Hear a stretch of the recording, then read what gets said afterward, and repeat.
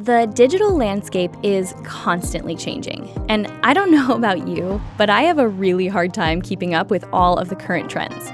Luckily, I have my girls Des and Aisha of Creative Label to help me and my business navigate the ever-changing digital landscape and create a brand that truly stands out.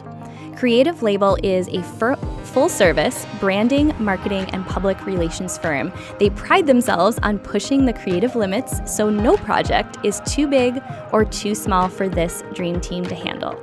I learned so many tangible tips from this exact interview, things to implement in our branding and social media strategy, so I can't wait to hear what you take away.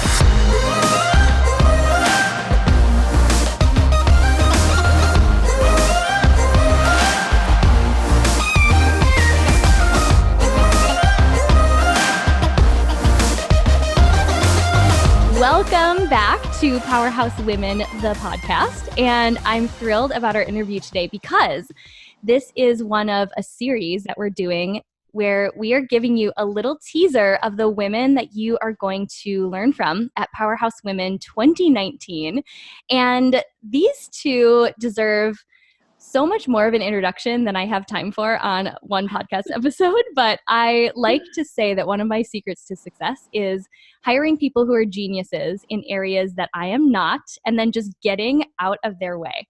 And I didn't have that person or people until I met this dynamic duo from Creative Label. So ladies, thanks so much for being here. Wow.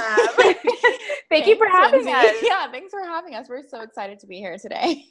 Well, this is like a double treat because, and we'll get around to your podcast later, but I binge your podcast so hard. And I feel like I'm hanging out with you both when I'm listening to your banter back and forth. So I sort of feel like I am a live on the recording with you labeler, as you call them. I am a labeler. You didn't listen. You're not even stroking our egos. You listen. I love it. Okay, so here's the thing. Do we sound the same? You mean, do you sound the same as each other? Yes. Okay, so I remember this. This was a heated debate from one of the first episodes. And since I had already talked to you and we had had a conversation where I knew whose face to associate with which voice, I can tell you apart. But I could see how it would be confusing. Okay. It's a true problem. Sometimes I feel like on our podcast, I have to be like, Des speaking. Just like, Aisha speaking. Or like you should have your own theme music that plays in the background when you're speaking. I love it so much. So I love your podcast. I learned so much from it. I wanted to give people just a little taste of all the wisdom that you have to offer. And we're going to get into all the goods, all things digital media, trends. We're going to talk a little bit about how our collaboration came together. But let's take it back to the beginning. And I'd love if you would just start with the story of how Creative Label came together, how this beautiful partnership emerged. And yeah, we'll just start with that because I know this is a story that I love. So I definitely think that you can't know, this is Aisha speaking, by the way. You cannot know how Creative Label came together without knowing how Des and I met. Yes. And it's so funny. My mom will always tell me, I feel like she exaggerates stories. Des feels like I exaggerate stories. But my mom will tell me, like, it's my story. I'll tell it my way, right? So this is my story. I'm going to tell it my way. Here we go. Actually, why did I let you be the head of telling this is your choice. Yep. My story, my way. So we met in class. We were sitting next to each other. It was like a lecture class. So there was probably like 200 people, just like jam-packed, and everyone's just listening. No one talks. And so I sat next to Des that particular day. She was not paying attention on Facebook, just mindless scrolling. At the time, Facebook albums were like a huge thing. If you go to a party, you'd upload a whole album of like everything that happened, and everyone would just like mindlessly scroll through. So she's scrolling through a party that I had attended like a year or two prior. And it was a theme party. It wasn't like just a regular party. We were all in animal costumes. So like the moment I glance over, I'm like, hold up. Funny. This is familiar. The moment you glance over, or the moment that you're like literally harassing me, like hawking down my computer? Which one? Stalking me. The moment I glance over. Okay. This like person, whomever, I don't remember who it was, is in an animal costume, and I'm like, I know that animal costume. I was there. So I told her, excuse me, how do you know those people? Keep in mind, Aisha went to a different college before she went to, we both went to Arizona State. So Aisha went to San Francisco State first, and I'm originally from Sacramento, which is about an hour and a half away from San Francisco State. So it's really close. I have a lot of friends from back home that went to San Francisco State. So, okay, go ahead. So yeah, the party that she was looking at was at San Francisco State. So I said, excuse me, how do you know those people? But like, could you imagine if she didn't know them? Like, I'm definitely on Instagram just all the way through. Don't know who the person is, but I'm like, wow, this is a cool love story. Like, they are really in love, or whatever it is, right? Anyways, I tell her, how do you know those people? And she's like, oh, these are my friends from whatever. And I'm like, well, I was there at that party. And I'm like, who are you? What? Like, why does it matter that I was at the party that she like, and then she starts going through all my people. She's like, I know that girl, I know that girl. Oh my gosh, how do you know that girl? And all this stuff. And then eventually I pop up in the photos because I legitimately was there. So I'm like, see, look, that's me, the giraffe. Don't you recognize me? Exactly. I'm like, okay, that is you. We have a lot of mutual friends. And so I was telling her that I was having a party or people over my house that night. And I was like, I think that you might get along with, some of my friends from here. A lot of them are actually from Sacramento. You're really forward. I think you can get along with my friends. And then she came over to my house, and I swear she never left since that moment. So, I love your love story so much. I didn't know the part about that the photos were from a party in San Francisco. That definitely makes sense why it was so odd, and I would have absolutely jumped in and said something too. Yeah, especially if I was there and like the makeup, it was like animal makeup. I did everyone's like animal makeup. Like I was very involved in this party. Yeah, and I'm like, who is this girl stalking me? And when you can just feel someone looking over at you and looking over all your stuff. At this time, this was like the most boring class in the world for me. So I'm like, Facebook, not caring that she's being so nosy in my business. But now it evolved into this lifetime friendship and business partnership that we can't be more thankful for. But to answer your question, how did the business start? Des and I both date it. Married. Here we go. Now we're going into a whole therapy session. Anyways, the people that we were with at the time were professional athletes, were/are. And so with that lifestyle comes a lot of traveling. It's not this like luxury, wags, yachts lifestyle that like is portrayed in the media, right? And so Des and I were like, okay, well, if this is something long-term for the two of us, we need to figure out how we can have our own thing because we were just not satisfied in that space. And so all the time we would talk about side hustles, like, oh, this would be really cool. Like, oh, if we did this, this would be really cool. Meanwhile, on like an underlying like story that was happening is that Des and I both went to the Walter Cronkite School at ASU. Des and I were already doing a lot of what we do now, just on the side for other people, for our partners and their like business adventures, for our friends and their business adventures, because we knew how to do it because we did it for school. Mind you, I was in law school, Des was doing. So we were like, how are we going to figure our lives out so that we can like be with these people, our partners forever, but also like have the same things that we have now. So, it was my third year of law school. Des was about to move with her partner, and I just got engaged. So that meant like I had to turn down a big law job to be with my soon-to-be husband. And so then we were like, you know what? This is what we should do.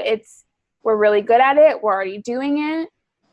Let's just create a company. And it probably took us like 3 weeks to finally like settle down on a name because we could not agree on a name for the life of us. Right. And now like, when I think back now, I'm like, I don't even remember any other names it was supposed to be. I don't even remember really how we came up with creative label. People ask, I'm like, I don't know. No. But we said it and it stuck. Mm-hmm. And then so Des, she ended up moving to Portland, and we were like, well, we need a logo. Like, who's going to make a logo for us?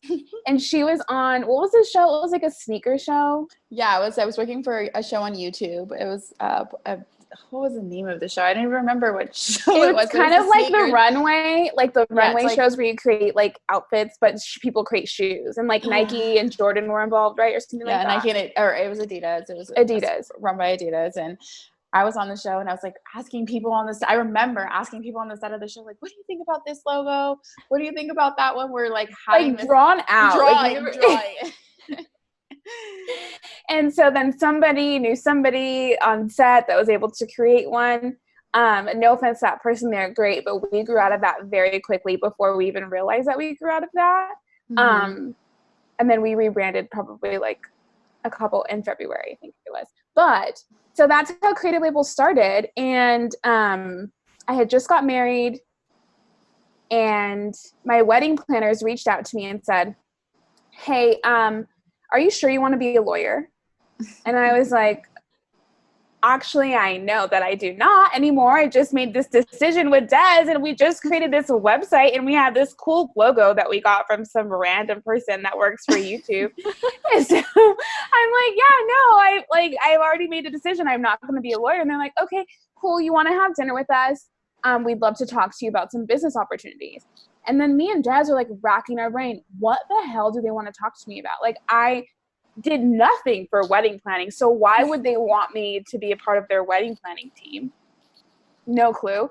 And so then I'm like, well, it has to be like, me and Des were hell bent on getting my wedding published by like every single outlet ever. And this speaks to that underlying theme that I was telling you before, how we were already doing what we do for business just on the side. So This is like PR, right? I'm pitching myself to be published by all these outlets. So I was on The Knot, I was on Essence, like huge publications, because me and Des were like, well, find the contact, reach out, send the photos, like pitch, really just doing all this PR work. So as a result of that, my wedding got picked up by tons of publications, and that's when my wedding planners wanted to get me in the door. Like, what are you doing? Because we need that for our other weddings. Yeah. So Des was like, okay, well, if they try to get you to be part of the team, we need a plan to get them to like outsource your work so that we can do our company's work. Mm-hmm. And I'm like, okay, but like, what if they say this? And then like, how much do we charge? I don't know. Like, we haven't even got this far. Like, we just got our drawn out logo. Like, I don't know, like had a client face, right? So anyways, to take us to dinner and then yada, yada, they wanted me to be like a part of the team in addition, but to do like marketing and PR. And I was like, well, funny that you ask. We have this company called Creative Label, Des and myself. You know her. She was a bridesmaid. And so they're like, okay, well, let us think about it. Send us your pricing. So I immediately, when we left, I called Des and I'm like, how much do we charge? Like, I don't know. Like, what do you mean they want our pricing? And like, da-da-da. So whatever. We came up with like a random number and sent it over. They're like, okay, sounds good. Signed on with us. And then they wrote us a check, and it was made out to Creative Label. And I was like, Des Chicken was like, I'm going to go take it to the bank and cash it. And I'm like, oh my God, our first payday. Woohoo. So she goes to the bank, right? She goes to the bank, and the bank's like, sorry, we can cash this. And we're like, what do you mean you can't cash it? Like, is it a bad check? Is it like, what do you mean you can't cash the check? And they're like, yeah, it's made out to Creative Label, and there's not a Creative Label bank account. And we're like, oh my goodness. Rookie mistake. I love this story so much, and even the new pieces that I didn't know before, because this is real. This is literally describing exactly what the women in our community are going through, some of them right at this very moment, figuring out their pricing, figuring out the systems of their business. And flash forward now, this hasn't even been that long, and these two have the most sophisticated, beautifully managed system for their business that was like the thing I was immediately taken back by as a client of yours, beyond the incredibly creative, just all the concept that you came up with and how you helped us orchestrate photo shoots. So I think it's a good reminder that everyone starts there. Everyone starts out not knowing what they're doing, having some bogus logo hand-drawn by a fifth grader. It's fine. You can rebrand a day later if you decide to. Yeah. So take me up to the point now. I mean, you girls are seriously crushing it in a lot of different ways. Like beyond just, I want you to explain what exactly you do under the umbrella of Creative Label, because it is so much more than what traditional branding or marketing firm offers. And that was why I knew that I had to work with you, because you just had this bigger vision of the future and where a brand could evolve to. So will you explain a little bit of how you describe what Creative Label is today? Absolutely. Okay. So Creative Label is a digital branding, marketing, and public relations agency. So originally we were just really branding and a little bit of marketing, running Facebook and Instagram advertisements. And then we started realizing that people were coming to us to either create logos in their branding or packaging or whatever for their new business, or doing a revamp for an older business. But it doesn't stop there. It doesn't stop. So once somebody creates this concept, they need the marketing to go with it. And once they've got a good marketing push, they need the public relations to make this big announcement about their company, to get placements, to be seen in a digital space and all that stuff, influencer marketing and all that. So that's what we slowly started to evolve into, just because, and also we became, very attached to our clients too. So we're like, wait, you can't stop with us here. We need to keep this going. We need to see your growth. And that's just what makes us a little bit more unique, because we found that this goes from, ABC and continues on, really down the alphabet, because, we're working into branding all the way into a whole concept, all the way into how can you sustain your business. Mm-hmm. And from 2 points that I'd like to add, one from a creative perspective, but one from a business perspective, and I'll do business first because it's shorter. From a business perspective, us reevaluating our business strategy to prevent kicking off a client or passing off a client to someone else who can do the job helps us keep that stream of income and serve almost like an in-house marketing, branding, and PR to that company. Mm-hmm. And because of that, we've also learned that it's three, the graphs, there's 2 circles right here and 1 circle right here. There's an overlapping middle. PR, branding, and marketing all overlap. So it's so difficult to be the branding wheelhouse. And then the marketing team wants materials for branding, but they have their own messaging that they want that's not in line with the brand that you created, or PR needs materials and vice versa. So it all works as one nice wheelhouse. Nice wheelhouse. Yeah. And then from a creative perspective, what we like to do is push the boundaries on ideas to things. So merging influencer marketing with PR and trying to get, and being very intentional with influencer marketing to be able to get leads. So that's not our influencer marketing strategies are very built out and for over a long period of time to really establish that connection with people on social media. It's not enough to just say, oh, #ad me in my dress, right? It's pushing so much consumerism, and we like to push consumerism on a different end, so not clothes, jackets, any of those things, items, but giving somebody an entire experience and showing what that experience looks like from start to finish. That's kind of the approach that we like to take. That's a little bit different than, that's just one example, but different than a traditional agency. Yeah. Yeah, which is so critical, because once you start to be ready to invest in your business at a higher level, into the PR aspect, having someone who understands your brand voice, who knows your business inside and out, is so critical. And I see it now. It's interesting being on the receiving end, having a podcast. I get all these pitches from PR people, and none of them strike me as something that I actually want to read. So it's very interesting being on a receiving end and thinking, okay, wow, if I'm pitching something, how am I going to have my brand stand out? And it starts with having a strong digital presence and then working backward, which is exactly, so I want to share the story of how even we all connected, because I'm hoping that people really get a glimpse of just really what a non-traditional person I am.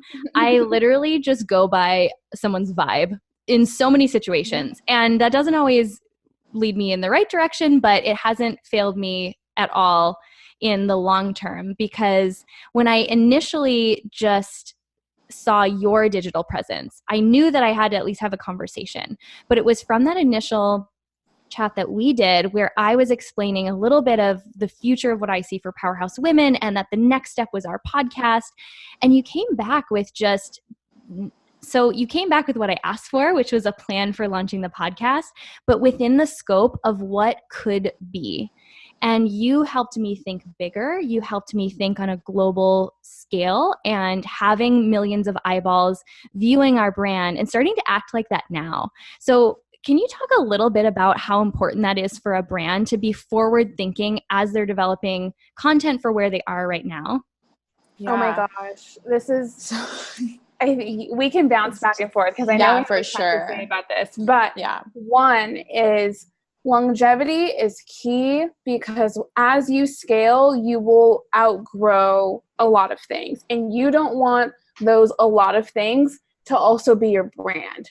So if you DIY your brand when you scale, you're going to look back and be like, wow, you can totally tell that it was DIY. If you just, throw it together, maybe don't DIY it, but piecemeal it with an agency, you can tell. And if you're not intentional about the name, even when you scale, you're like, damn it, this is not what represents me. For example, we've had a potential client reach out to us, and they scaled so much. They were nationwide, but their name was Phoenix something or other. And they have no clients in Phoenix. And so everyone that reaches out to them is like, I want to work with you, but you're in Phoenix. How on earth can we even make this partnership work? And they're like, well, we have to explain. Well, we can. We're nationwide, and these are our resources, yada, yada. And can you imagine how many consumers that's deterred on the outset that didn't even press contact? So true. Mm-hmm. So being intentional about the foundation of your brand. We like to do brand aligns with people, and it's in-depth questionnaires. People hate them, and they're like, I can't answer this. I'm like, you need to answer these questions, because it helps you figure out more about your brand. If you can't answer this, we can't answer it, and we can't showcase it to a consumer, and a consumer won't even understand it. Right. So it's so important, even down to the logo. A lot of times people will come to us for logo suites, and they're like, I just want a type logo. And I'm like, look, you might also need an emblem, even if that emblem is just 2 letters or a monogram of what you have together, because that will allow for longevity. Think about Target, think about Nike, think about Jordan. Target has so many things, and you just put that little Target symbol, and it's not one thing of what you think it is, right? You can use the emblem on so many things. So let's just say if your company evolves from, makeup to now skincare, because that's a gradual shift, then you're not worried about the logo that maybe can't last. It looks like a lipstick bottle or something like that, right? And now you're scaling to skincare, but you still have this damn lipstick bottle on your logo. Lipstick case. Yeah. And just to touch on, a little bit more of what Lindsay said about really making sure you're targeting a broad audience. We tell all of our clients, and this is, I think, what Lindsay was saying, that no, we don't want to limit the branding that we do and the quality of the content to something that's just local. We need for anybody who's in a high position nationally or, internationally to look at your brand and say, oh my God, this girl has a team behind her. Not she's doing this by herself, or, not he's doing this by himself. They've got a team behind them, when really, you might technically not, but you might have a team that you work with occasionally or whatever that is. Your brand looks professional. I can't tell you how many times we've worked with clients who maybe don't even have a big following on social media, but because they have a great professional brand presence, they've gotten so many more opportunities because we were targeting by putting in an Instagram bio by saying, nationwide X, Y, and Z, worldwide X, Y, and Z, knowing that you target more than just your geographical location makes a huge, huge difference. Huge difference. And to drive that point home on why looking like you have a team working behind you is important, that creates brand trust with the consumer. When you have the consumer trusting you, and the consumer is like, this brand looks legit, that is going to affect their decision-making process. So just like you said, when you saw us, you're like, okay, I like the vibe. We seemed at least minimally credible, right? We seemed like we had it minimally together, even if it's just on the outset. So that impacted your decision-making process to contact us. And then now it's up to us to get you in the door and make you a customer. Right. Okay. So there's so much gold here. And I'm going to be honest about even the process that I've gone through to get to the point of making investments in myself and my business, because I think this is actually a big trip up for a lot of business owners. Is we have this little bit of imposter syndrome. We don't see ourselves where we ultimately will be yet. And I kept thinking, okay, when I get to XYZ, then I will invest. And the truth is, I've never felt ready to invest at the moment that I did it. And part of it is having that vision and belief in yourself to know where you're going and hiring the right people to get you there, versus what I've unfortunately learned the hard way is hiring for where I'm at right now versus hiring for someone who's going to take me where I want to go. So what do you have to say about that? I'm sure you see that all the time. Yeah, it's actually really funny because we see that all the time, and we really try to, it's hard to push that on somebody who doesn't really understand it. So typically we end up, having clients that are in the position that you're in when they're ready to say, okay, I understand that this is important and I need to make this investment. And it's really crazy because I have to, and I hope Aisha doesn't get mad at me for telling this very honest story that I hope people find relatable. We didn't start investing into our own business until 2 years into our business, and we've only been in business for 3.5 years. So as soon as define that investment, because I think I'm gonna say making huge financial investments. I'm gonna say making huge financial investments, investing into the development of our brand, investing into the development of our website, investing into the development and advertisement and sponsorships and things like that. Advertisement was just like 2 weeks ago. It's the first time we put any money behind one single thing, behind anything that we've done. Wow. Yeah. To explain why we did that, Des, don't lose your train of thought, because I don't want people to get confused. We did that. We did not put ad spend behind the things that we have done, because in order to have a successful marketing campaign, it needs to do really well without money behind it. So it doesn't make sense for us to put money behind a random post or create this abstract campaign when we haven't developed what are the key performing indicators of creative label that gets foots through the door. If we don't know that, it doesn't make sense. So we wanted to be efficient, economically, vigilant on what we were doing for a really long time, because we just weren't sure, how the money was going to roll out. So that forced us to be strategic in the type of content that we roll out for free. And then now that we got a cool hang on it, we're like, okay, let's put ad spend dollars behind this. And that was literally 2 weeks ago. Okay, go ahead, Des. So I'm just saying all of that to say, we've been there too, and we understand. It makes us understand, we know this is a risk putting dollars into your business, because there's even times that Aisha had to convince me and say, look, I know you don't want to see these thousands of dollars come out of our bank account right now. It was literally thousands of dollars, and it gave me a heart attack when I looked at our bank account, and I'm like, oh my gosh, I don't want to spend this money to invest in our business. But I'll tell you that it gave me a heart attack, but it was the best decision that we could have ever made, because our business, it probably multiplied by 3, by 10 even. I could even say 3 is a low number. By 10 even, I could say, once we made the investment into our business, into our brand, into even reassessing things that don't cost money, and having really honest moments with ourselves and saying okay, this isn't working, this is working. And now we're at the point where we're reassessing every quarter, every 3 to 4 months. And that is it's just gold. You just have to do it. You have to take the leap. I don't know if it's ever going to just feel right. Yeah.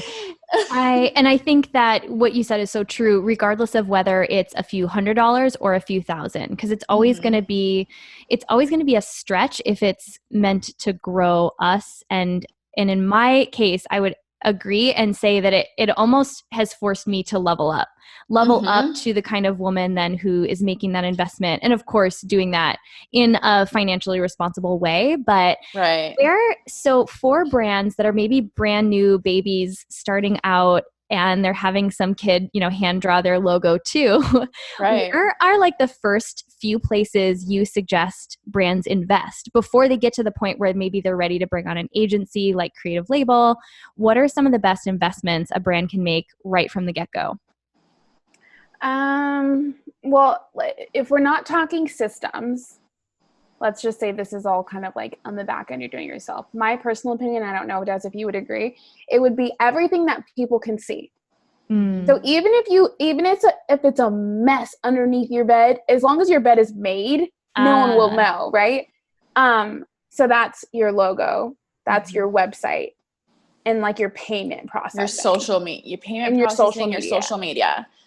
I would probably say those 4 things because there are so many clients that we've worked with, and I'm like, oh my God, like I would have never thought that this is what it looks like underneath the bed. Like you have it together, your bed is made, and I would never know.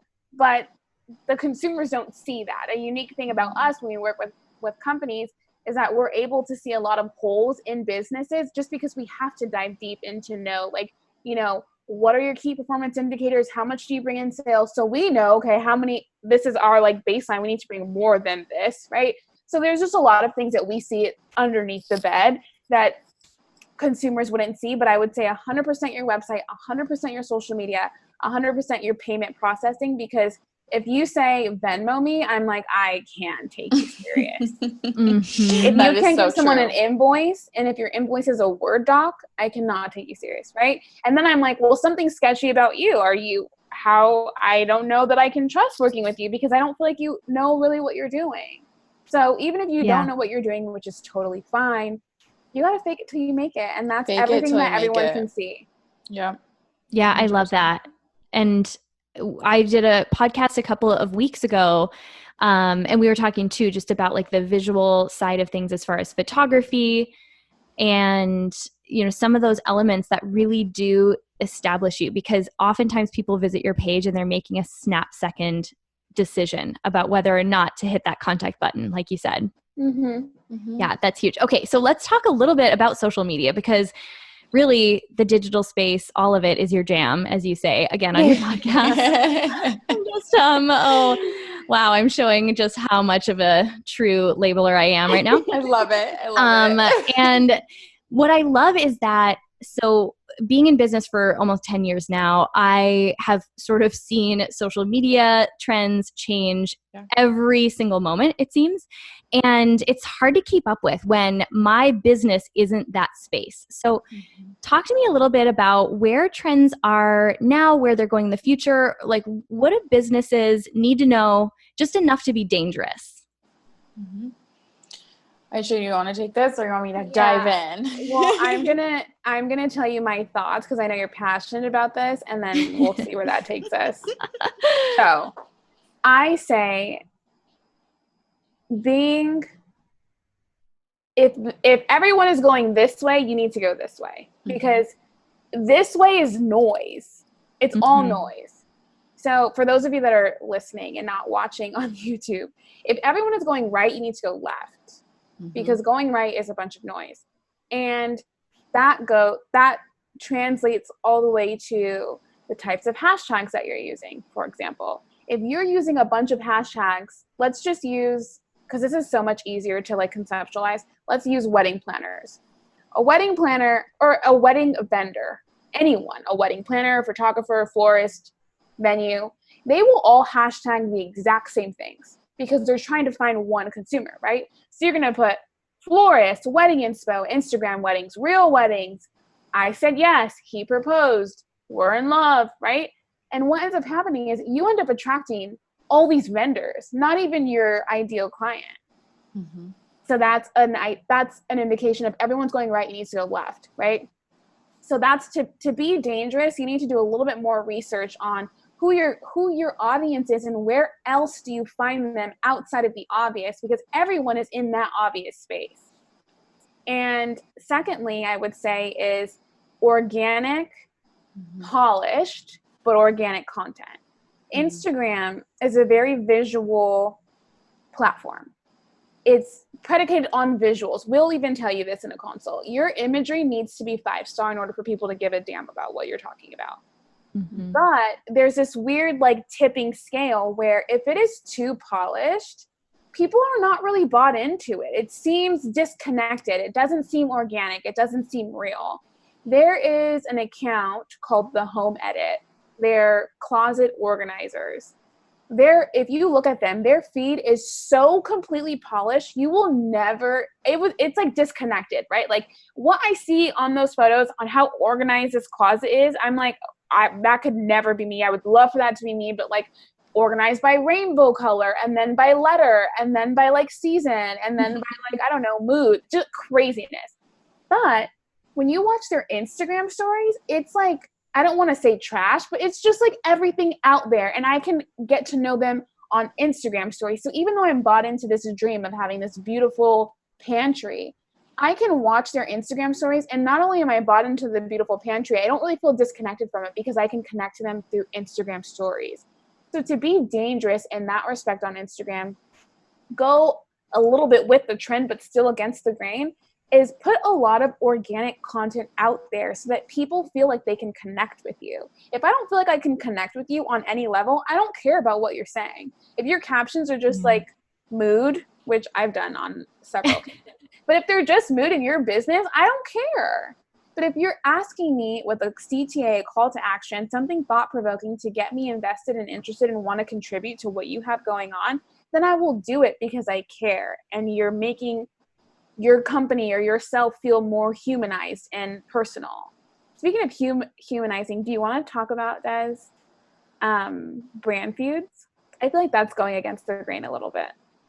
Yeah. I think it's definitely along the lines of, remaining organic. And we're right now in this world of people, really everybody wants to be an influencer. Everybody wants to have a huge following on social media. And everybody thinks that taking all of these perfect, pretty, beautiful pictures with, no call to action, just posting them, just as Aisha mentioned, and whatever it is, and looking like a blogger, looking like a blogger, they're thinking like, oh, that's what's going to attract these people. Well, yeah, 3, 4, 5, 6 years ago, that is what was attracting all of these followers, and influencer marketing was really getting started. But now we're in a place where I'm tired of seeing that. I want to see something different. I want to see something that goes against the grain.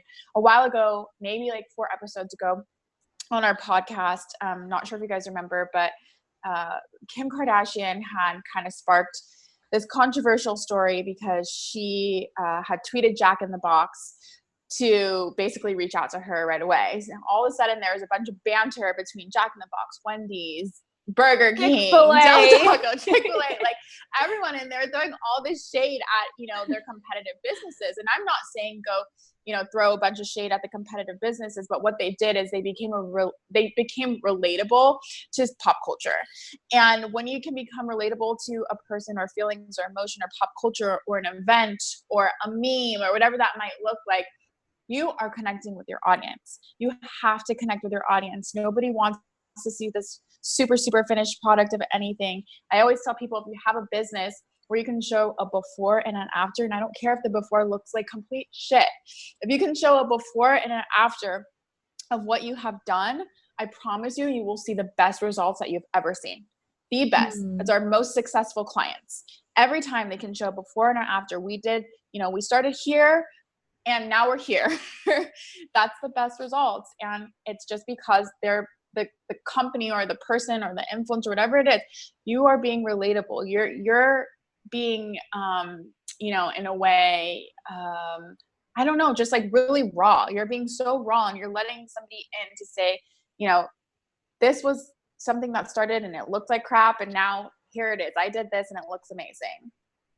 Yeah. And I love that you brought up the Jack in the Box feud, because I love anything that brings out the humor in companies. Like Those are the companies that I immediately start paying attention to, and they can have a sense of humor about a situation, even if it's their company that is involved. And I think just bringing that personality back to a brand that seems so impersonal. Yep. I love that so much. It's so important. The personality is just, I can't even express how important it is, because we're also we're a bunch of, millennials. And I know most of the businesses that listen to this podcast, I think, have a pretty millennial or younger audience for, what their product or what their brand is. And we've got to break some serious, burst some serious bubbles as millennials. Like, we are coming back to say, we're not here for really corporate and not knowing a brand's personality. We're not here for not connecting with pop culture. We're not here for all of these really stern, show up to work in suits every day. That's just not what it is. And in order to connect with your audience, you've got to say, here's my personality, here's my business's personality, and here's how we're going to connect with you. Yeah. Oh my goodness. Okay. There's literally so many different places that I could take this. And obviously, people are going to get to hear so much more from you at Powerhouse Women 2019. You're going to be part of the business and branding panel and really talking about all things digital media trends and giving us the goods. So for people who don't already have their tickets, obviously, you know what to do. I actually want to finish up by asking a question. This is something that I don't have experience in because I am still a solo entrepreneur of sorts. And I have a little bit of hesitation around working with friends. So what has it been like creating a partnership with the two of you, and how do you set those boundaries or just set the expectations to keep the friendship strong and the business partnership strong? That's a really, really good question. Before Aisha and I got into business, we had a very real, honest conversation that says, this is what this is. Number one, our friendship is the most important thing. But number two, this business is not going to come in between our friendship. And number three, we're going to be married to each other and we're making a commitment to each other. Yeah.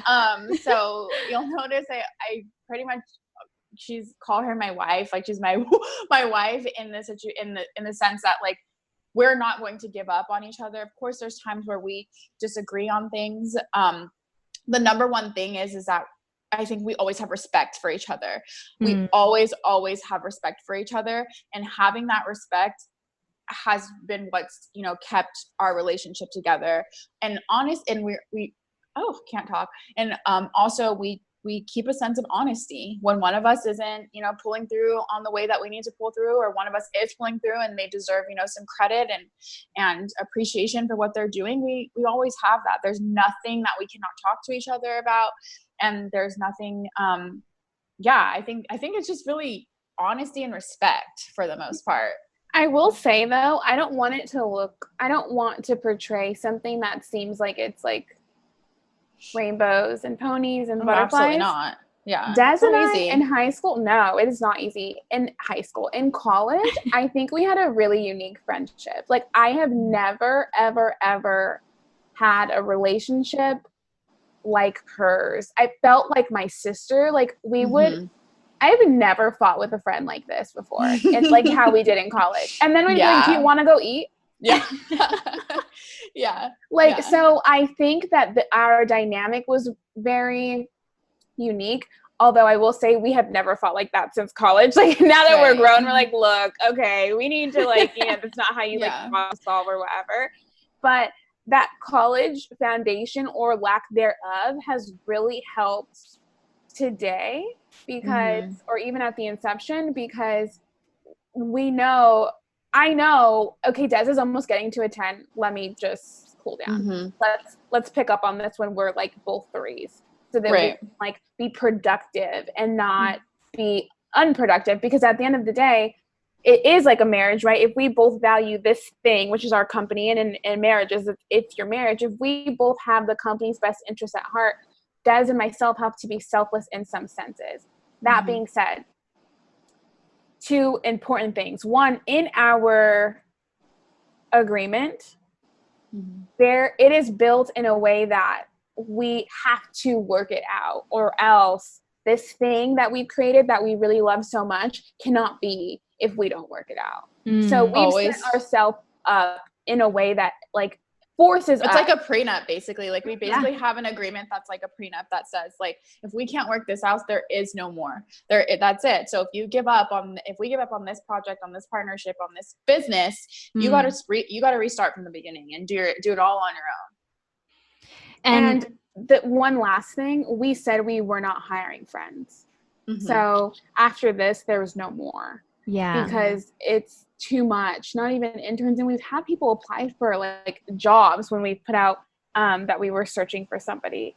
And I still hold true to that now. I do not think that bringing another friend into this mix will be fruitful for our business. Yeah. Yes. And I think the key point there is that open communication when things are going well. At the start of the business, when it's like the dating phase, right? The honeymoon, the romantic, getting everything in writing then, and really thinking through, even though you don't expect it to happen, what if we do disagree? What if we can't come to a resolution? So I love that. And that makes so much sense.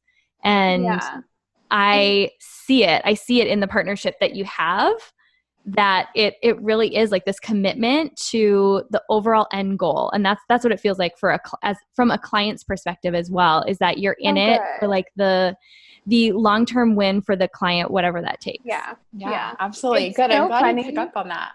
Yeah. It's so funny because when I was dating, I would always be like, you just got to show you're crazy first. Like you show you're crazy first. Everything's out of the way. You're not worried about anything. They've seen you out of 10, like off the bat. So at this point, it's like smooth sailing, right? Because chances are you won't be a 10 like anytime soon. And you're not bamboozling anyone. Like, this is who I am. I feel like Des and I showed our crazy very, very early on, like before we even thought about being business partners. So it just kind of like we knew what we were getting ourselves into. And also like, that's to say, like, we value our friendship too, and we value our businesses. Like, we've seen each other literally at our lowest moments of life, just in general, and then our highest peaks of life. So, I don't know if it's just something that we're like lucky to have seen, but I think that if you're committed to it, it's possible. If you do it and you outline it the right way, it's possible. But if you don't make the commitment, you don't have the hard conversations that you have to have as even business partners or business owners, it's probably not going to work. Yeah, so good. So well said. And okay, we're going to wrap this up because I could talk to you all day, but I have admitted my deep love for your podcast, that if there is a fan club, I'll be the first one to sign up. But we didn't talk about the fact that you do actually help other brands launch their podcast. So will you talk a little bit about the new program you just launched? Absolutely. We have just launched basically how to create your own podcast and basically do everything on your own for $47. Because what we realized is that there's so many people that want to start a podcast, but they just don't know where to start. And they think they've got to use all of this high-tech stuff and buy all of this high-tech equipment.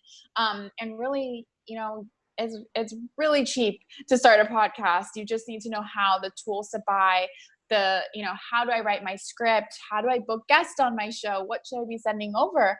And so we've got a course where we outlined all of it, basically to like a for dummies version up into like, I guess, advanced. You can hop in wherever you fit in. And it's available. It is on our website, www.itscreativelabeling.com/resources. And typically we offer a discount code on our podcast only, but we would like to offer it to your listeners too. Yay! It's for 10% off. Type in the label at checkout.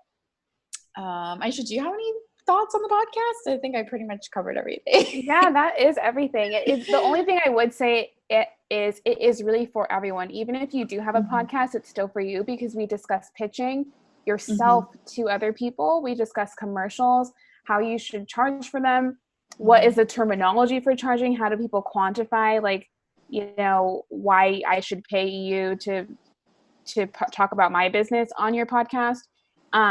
So it's really for anyone at any stage of a podcast. Yes, Absolutely. And I didn't even know about all of that gold hidden inside the course. I mean, that translates to anyone, regardless of whether they have a podcast, just learning how to position yourself with brands.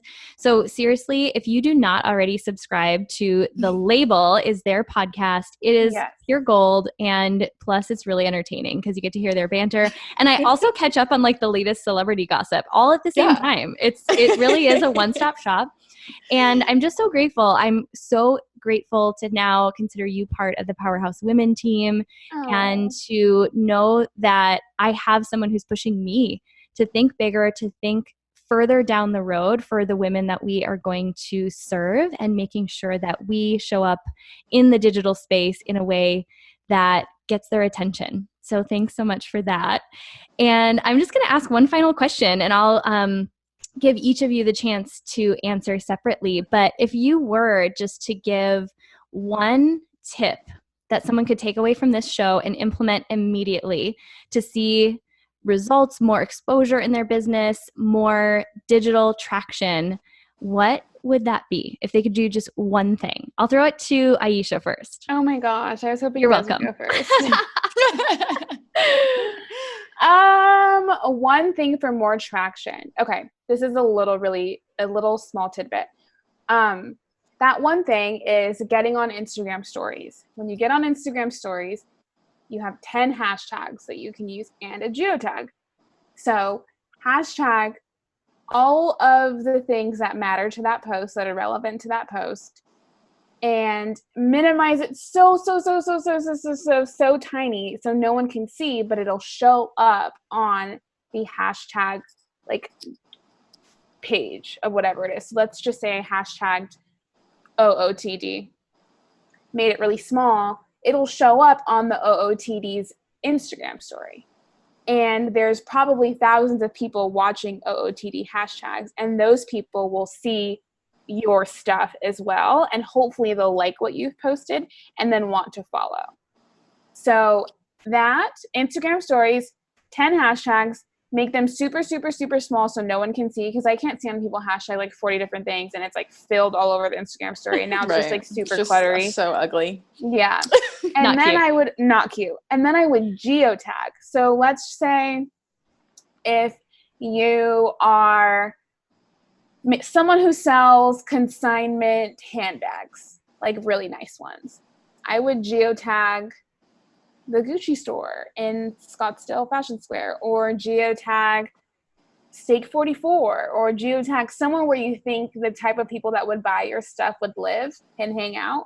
Make that really small, because chances are you're probably not there. And then that will also populate on different avenues as well. Oh my gosh, that's so good. I've never done either of those things, so thank you for that. So good. Des, what you got? I think mine is a little bit more general than Aisha's, and mine is really don't sleep on influencer marketing. Really, you can benefit from it no matter what type of business you have, how much money you can put into the influencers, whatever that is. Influencer marketing is becoming literally $1 billion industry, and it's kind of like get in where you can fit in right now, and get in where, you know, you can start doing that research. And let's just say you don't have the budget to pay influencers. It's okay to send product, but just make sure, or whatever, it's okay to trade services or whatever it might be. Just make sure that you start testing it, because I promise you, it's going to save you so much money in the long run, when, you know, it's a lot easier to do influencer marketing than paid advertisement in, you know, setting up your Facebook and Instagram ads and figuring out how much dollar amount do I really put into that, or whatever that might look like. Influencer marketing is key, and you don't want to get left behind on it. So just a little bit more general. I don't have the exact, you know, shrink down your hashtag tip, but that was a good one, Aisha. No, that's so good. And obviously influencer marketing, that could be a whole other podcast topic. Absolutely. Maybe we'll have you girls back and dive into that. But in the meantime, a great way for people to learn more is, of course, subscribe to the Label podcast. And thank you so much for being here today. Thank you so much for having us, Lindsay. We're so excited, and we can't wait to see you in September.